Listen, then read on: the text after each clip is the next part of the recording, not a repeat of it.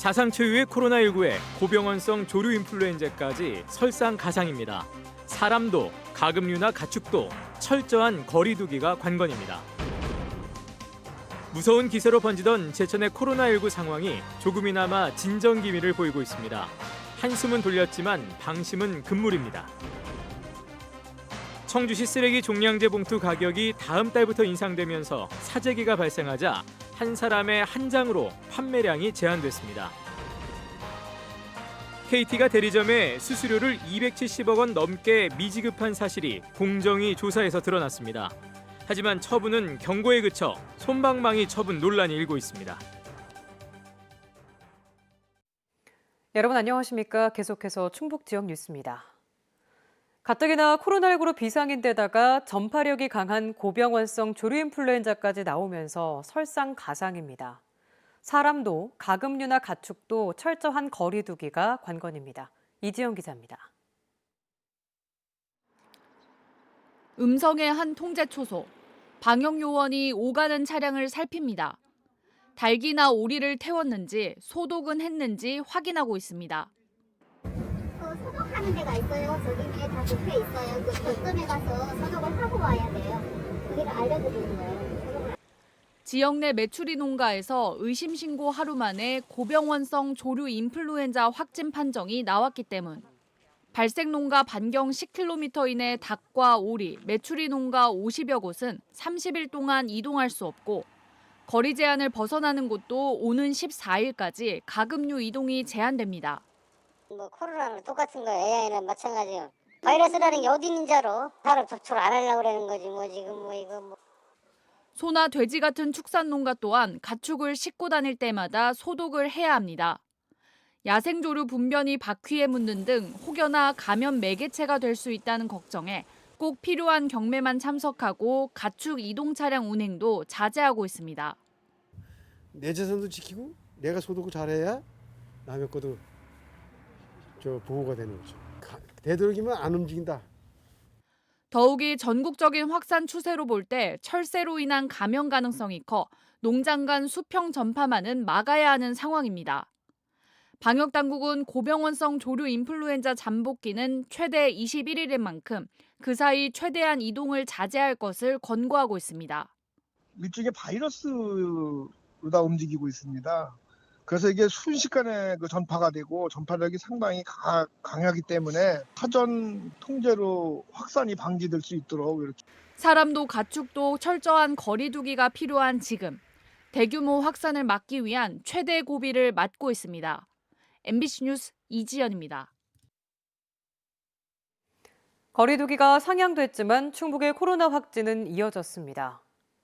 제천에서 코호트 격리 중이던 노인요양원의 90대 환자 2명이 양성 판정을 받았고 자가격리 해제 예정자 5명과 감염 경로가 확인되지 않은 확진 환자 등 모두 10명이 나왔습니다. 또 청주에서 기존 확진 환자 접촉한 50대가 감염됐고 충주에서도 자가격리 중이던 확진 환자의 남편이 확진 판정을 받으면서 충북 지역의 확진 환자는 12명이 추가돼 478명으로 늘었습니다. 지난달 말부터 무서운 기세로 번지던 제천 코로나19 확산세가 조금이나마 진정 기미를 보이고 있습니다. 환자가 추가되고는 있지만 대부분 격리 상태에서 확진돼 지역 전파 가능성이 줄고 있는 건데요. 강한 전파력을 보였었던 가족 모임발 환자들의 접촉자 200여 명도 음성 판정을 받고 격리 해제됐습니다. 정재영 기자입니다. 불과 보름 사이 제천 한 곳에서 쏟아진 코로나19 확진 환자는 시의원을 포함해 130명을 넘었습니다. 하루에 14명이 나온 날도 있습니다. 한 가족 모임에서 시작된 지역 전파는 꼬리를 물고 이어져 이 가족을 알지도 못하는 이들에게까지 6차 감염으로 번졌습니다. 진단검사를 받은 인원만 13,400여 명. 시민 10명 가운데 1명은 검사를 받은 셈입니다. 코호트 격리 중인 요양원 입소자와 일부 자가격리자들이 또 양성 판정을 받으면서 지난달 25일 이후 단 하루도 쉬지 않는 확진의 연속입니다. 대화를 못해요. 우리 동네 사람들 문을 딱 닫아 안 나오시니까 우리 한 골목에 살아도 얼굴을 못 봐요 지금. 다 뭐 무슨 뭐 원수 적는 것이 문 닫아놓고 살고 이래요 아주. 그런데 계속 악화되던 상황이 조금씩 호전될 기미를 보이고 있습니다. 최근 이틀간 나온 확진 환자 24명 가운데 18명이 이미 격리 중인 상태에서 발생해 따로 접촉자가 없었습니다. 나머지 6명도 절반은 감염 경로가 확인된 환자들입니다. 가족 모임발 연쇄 확산도 둔화되면서 관련 자가격리자 210여 명이 2주 만에 음성 판정을 받고 일상에 복귀했습니다. 제천시는 불특정 다수를 대상으로 한 지역 전파가 사실상 정점을 찍은 것으로 보고 있습니다. 격리 해제 전 검사에서 일부 양성 판정이 나오는 것은 약간의 의심이라도 있는 접촉자를 외부와 격리시킨 것에 따른 것으로 지역 사회 추가 감염을 막기 위한 이번 주말까지 가족 모임발을 포함한 510여 명의 격리자들이 추가로 해제를 위한 검사를 받을 예정. 이들 가운데 확진 환자가 나와도 이미 2주 동안 외부 접촉이 차단된 상태인 만큼 결국 지역사회 전파고리를 끊는 건 철저한 거리두기와 소위 깜깜이 확진 환자들에 대한 정밀 역학조사에 달려 있습니다. MBC 뉴스 정지영입니다. 라임펀드 관련 청탁 로비 의혹을 받고 있는 윤갑근 국민의힘 충북도당 위원장에 대해 검찰이 사전 구속영장을 청구했습니다. 서울 남부지검 형사 6부는 어제 라임 자산운용 측으로부터 억대 금품을 받고 우리은행을 상대로 로비를 벌인 혐의로 윤갑근 위원장에 대해 구속영장을 청구했습니다. 영장 실질 심사는 내일 오전 10시 반부터 서울 남부지법에서 진행됩니다. 앞서 김봉현 전 스타모빌리티 회장은 옥중 입장문에서 야당 유력 정치인이자 검찰 간부 출신 변호사에게 2억 원을 건네 로비가 진행됐다고 주장한 바 있습니다. 청주의 쓰레기 종량제 봉투 가격이 바로 다음 달부터 평균 63%가 인상되는데요. 지난달 말에 결정된 뒤 이달 초 고시가 되면서 품귀 현상이 이어지고 있습니다. 결국 청주시가 연말까지 한시적으로 1인당 판매량을 한 장으로 제한하는 극약 처방을 내렸습니다. 신병관 기자입니다.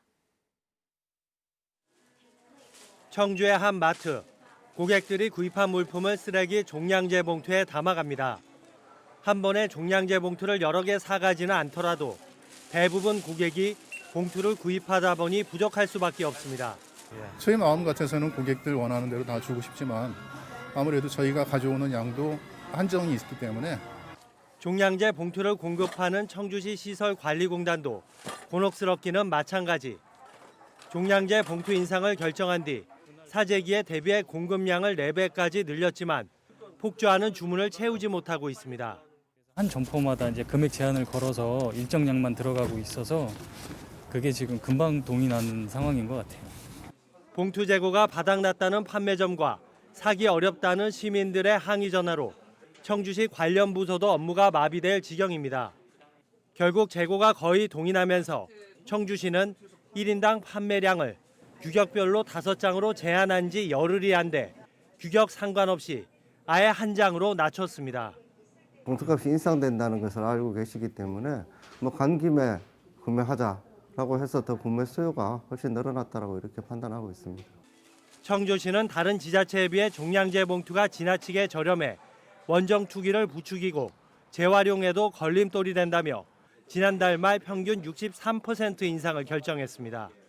한편 내년 종량제 봉투 가격 인상과 함께 봉투의 색도 바뀌는 가운데 현재 봉투를 인상된 가격으로 판매할 경우 행정 처분을 받게 됩니다. MBC 뉴스 신병관입니다. 민주당이 국회를 단계적으로 모두 세종시로 이전하고 충청권에 그랜드 메가시티를 만들겠다고 발표했습니다. 민주당 국가균형발전 행정수도 완성추진단은 오늘 기자회견을 열고 세종 정부부처 소관인 국회 11개 상임위원회와 예결위 등을 우선 세종시로 옮기고 국회 균형발전 특위를 꾸려 국회의사당에 완전 이전을 추진하겠다고 밝혔습니다.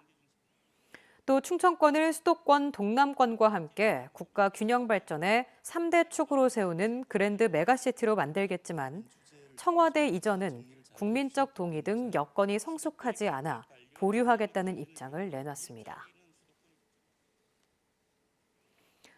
MBC 충북은 지난 2018년 KT가 대리점에 마땅히 줘야 할 수수료를 상당 부분 누락했다고 집중 보도해드렸습니다.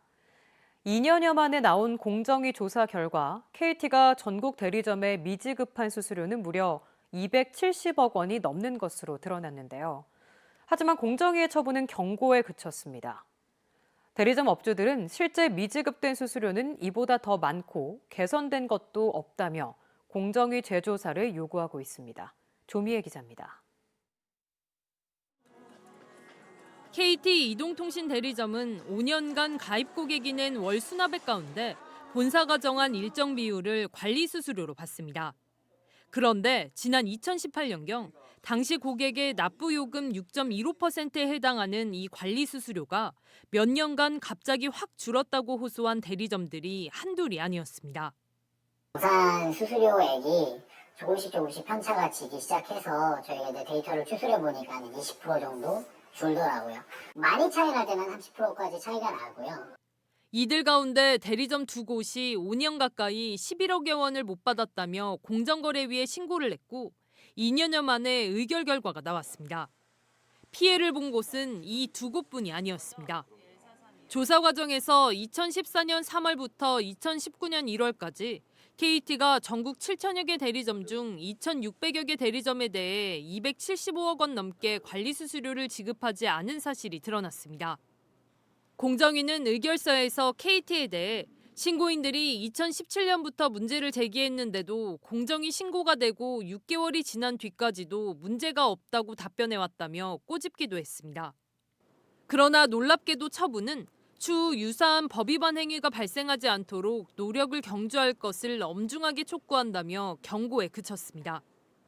주된 이유는 KT의 의도와 목적이 명확하다고 보기 어렵고 자발적인 전수조사로 폐업 등의 경우를 빼고는 정산한 데다 대리점의 고객 수납 금액 산정을 비공개했던 시스템도 자진 시정했다는 것입니다. 그러나 업주들은 솜방망이식 처분이라며 분통을 터뜨리고 있습니다.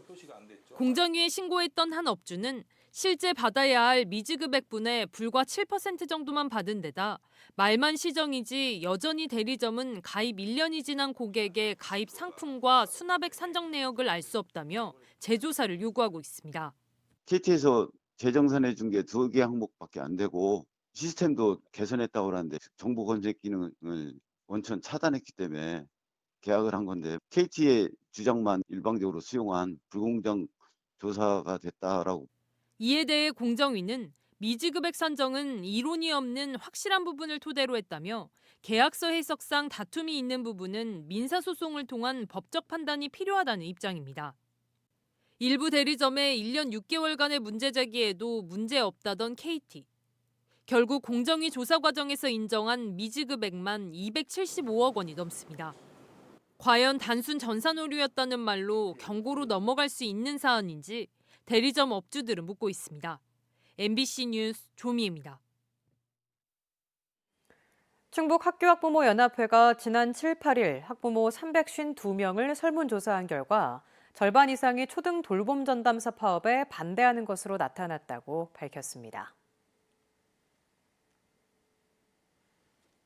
지금까지 충북 지역 뉴스였습니다. 고맙습니다.